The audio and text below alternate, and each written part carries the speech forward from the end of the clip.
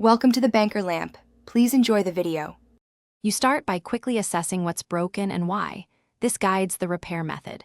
Inspect joints, screws, and any split wood, then collect a screwdriver, drill, wood glue, clamps, and matching screws or brackets.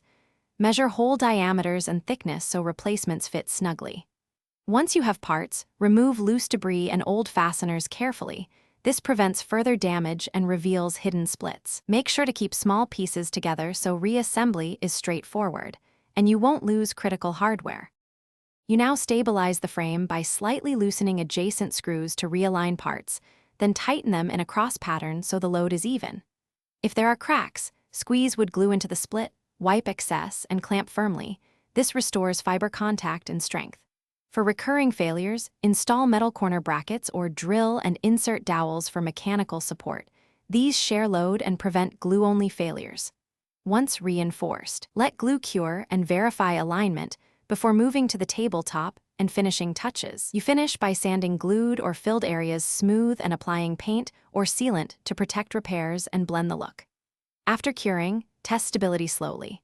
Apply light pressure, then increase to normal use so you can spot issues before full stress.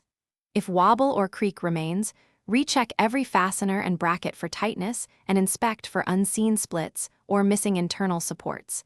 Sometimes a hidden split needs an internal screw or additional bracket. One quick tip: adding a small diagonal brace often removes final wobble.